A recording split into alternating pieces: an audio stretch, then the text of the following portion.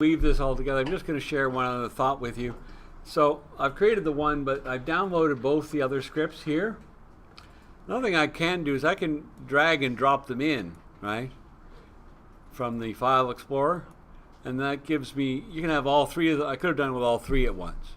But my point is, if I do Control-H now, replace username underscore with D. Stovell, I can just select all open documents, right? And then it'll do them all at once. So instead of having to do this one at a time in each document, there we go, 20 occurrences because I had more than one open.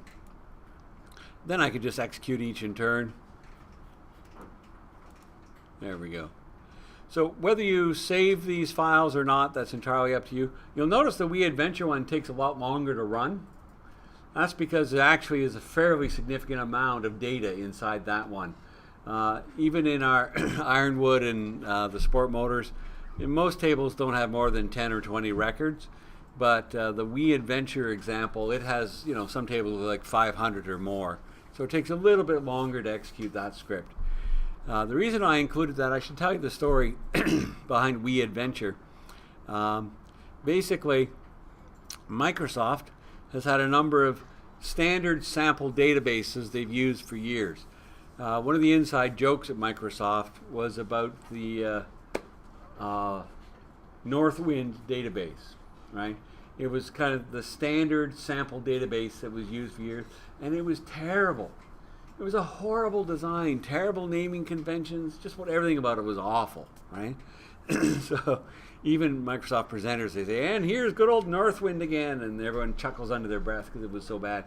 And they finally replaced it and came up with AdventureWorks, which is a much more well-built and well-designed sample database, the AdventureWorks database from Microsoft.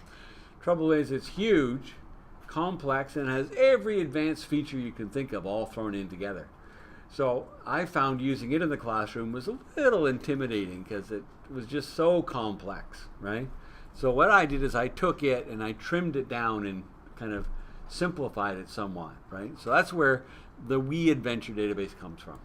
Okay, it's a simplified version of the big full, and again, it's an online ordering type system, right?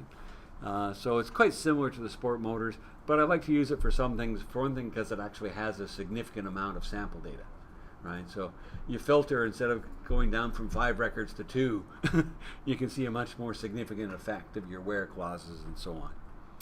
All right, and we'll talk more about that one later, but I just thought I'd share that with you. So if you have all those 3 created, that's great, and we're going to be using them as we go forward. Now, for the tests and so on, that'll always be a different database, but these ones will be used for a lot of the exercises and things like that we do. That also ties in with something else I wanted to talk about here in the Week 1 folder. Right at the bottom, I have these 2 reference PowerPoints, okay?